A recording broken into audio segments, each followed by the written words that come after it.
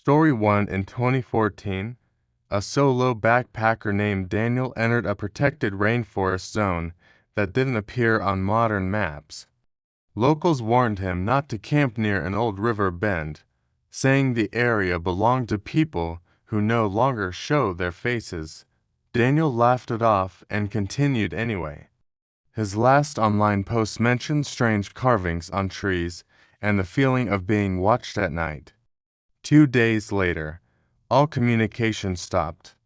No distress signal, no goodbye message, just silence. Search teams found his campsite untouched, food unopened, camera fully charged. But his boots were missing, neatly placed side by side, facing the forest. That detail immediately disturbed the rangers. About 200 meters away, they found barefoot footprints. Dozens of them, perfectly aligned in a circle, as if surrounding the campsite. There were no drag marks, no blood, just a trail leading deeper into the forest. A symbol was carved into a nearby tree. Experts later confirmed it matched drawings from a 19th century journal describing a cannibalistic tribe believed to be extinct for over 70 years. Daniel was never found.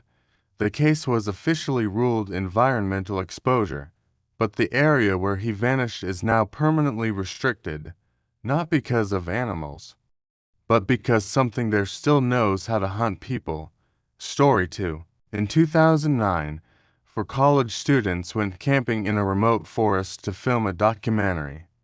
The first night, they heard slow rhythmic tapping in the distance. They assumed it was animals. The second night, the sound moved closer. When they woke up, their supplies had been rearranged. Food stacked neatly, shoes turned to face the tree line. There were no footprints anywhere. On the third night, one of them woke up to breathing outside the tent. Not one person, but many. When they screamed, the forest went completely silent. Later, a retired park ranger reviewed their footage frame by frame. In one image, barely visible between the trees, were ash-covered faces staring directly at the cameraman, not blinking. 3 months later, one student returned alone to the forest. Only his camera was recovered. The final audio file contained whispering voices. Counting. In perfect English. Story 3. In the 1980s, a group of missionaries entered a forbidden forest region to contact an isolated tribe rumored to be violent. Weeks later, their camp was found abandoned. There were no bodies, no blood, no signs of struggle. Authorities assumed the tribe had killed them and hidden the remains. 6 months later, skeletal remains were discovered scattered miles apart. Autopsy reports revealed no defensive injuries, only starvation, dehydration, and long-term restraint. One man was found alive. He refused to speak for years. When he finally did, he said the tribe never attacked them. They waited, he said. They followed us, learned our names. They believed fear made the body taste better. According to him, resistance only made things worse. The survivor escaped because the tribe thought he was already dead. The forest remains closed to this day, not because it's dangerous, but because the people there are very patient. Story 4. In 2011, a logging crew was sent into a remote forest zone that had been untouched for decades. The company told them the area was abandoned or a failed settlement in the 1950s. What they didn't mention was why the settlement failed. On the first week, workers reported hearing screams at night. Not animal screams, human screams. But whenever someone responded, the sound would suddenly stop, as if it had never happened.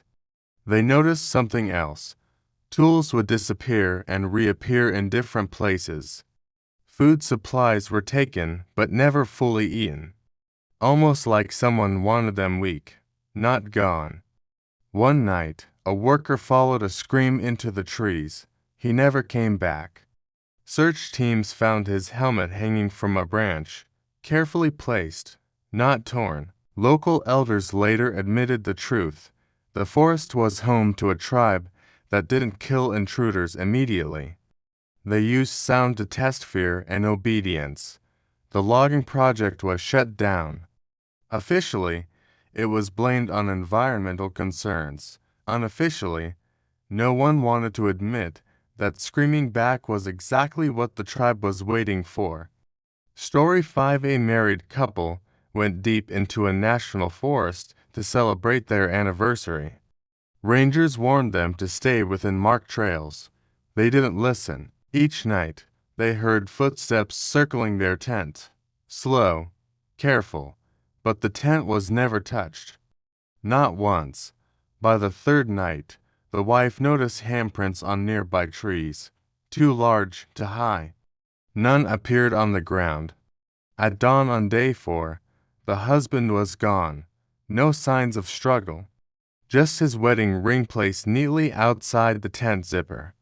Investigators later found similar cases dating back decades. Same detail every time, the tent untouched, the partner gone, and no indication the tribe ever rushed. Story 6. In 2016, hikers reported hearing their own voices calling them from the forest, repeating sentences they had spoken hours earlier. Audio recordings confirmed it. The voices weren't distorted. They were perfect, same tone, same fear. Anthropologists believe the tribe learned language not to communicate, but to lure. One hiker followed a voice that sounded exactly like his brother. He was found days later, alive but unresponsive. He eventually explained that the tribe didn't attack him. They surrounded him and spoke to him, calmly, until he stopped resisting. The recordings were classified. Authorities said releasing them could cause panic. Because once you hear your own voice calling you, it's very hard not to answer. Story 7. In several rural towns near a massive forest, children would occasionally wander off. Strangely, many were never officially reported missing. Parents claimed their children had become distant beforehand, quiet, obedient, almost rehearsed. One teacher noticed strange symbols drawn repeatedly by different students, symbols matching ancient tribal markings. Authorities discovered a tribe that believed children adapted better to fear than adults. The tribe didn't kidnap violently, they waited for curiosity to do the work. Records show these disappearances stopped suddenly after the forest area was fenced off. No explanation was ever given. Story 8. A government-funded expedition entered a restricted forest to prove rumors of a hostile tribe were exaggerated. Daily radio updates were calm, professional, normal. On day 11, the radio message changed. The leader said, "They're not attacking us, they're learning." No rescue was sent. Weeks later, equipment was recovered, cleaned, organized, and stacked deliberately. The official report states the team was lost to nature. But classified notes mention a tribe that believed knowledge made meat more valuable. Story 9. In 2007, a group of experienced survivalists entered a remote forest that had one strange rule posted at every access point: do not run. No explanation was given. Rangers refused to elaborate. They assumed it was meant to prevent accidents or animal encounters, and ignored it. On the first night, they noticed movement at the edge of their campfire light. Figures standing, unless beyond visibility. Not advancing, not retreating, just watching. Whenever someone stood up, the figures disappeared silently. The second night, they realized something disturbing. Every time they walked faster, the forest went completely silent. No insects, no wind, no animals, but when they slowed down, the sounds returned. One man panicked and ran after seeing a shadow behind a tree. No one followed him, They heard no scream, no struggle. He was simply gone. The next morning, his backpack was found placed neatly beside the trail, clean, organized, untouched.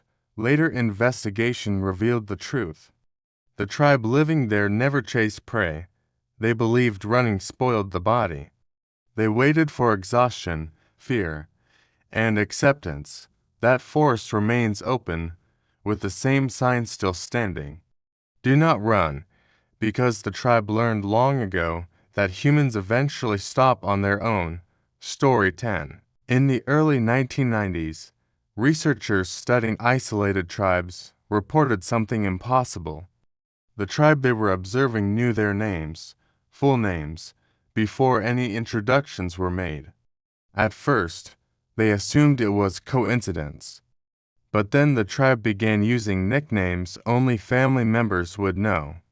Childhood names, private names, names never spoken aloud during the expedition. The researchers later discovered their journals had been read at night. Tents were entered silently. Pages were turned carefully. Nothing was stolen. Nothing damaged. One researcher disappeared after hearing his name whispered repeatedly from the forest. In his mother's voice, his tent was still zipped from the inside. A survivor later explained that the tribe believed knowing a person's name gave them ownership over the body. Names were memorized, repeated, practiced. The expedition was shut down, officially for safety reasons. Unofficially, because the tribe had already learned everyone's name, and that meant it was time to leave.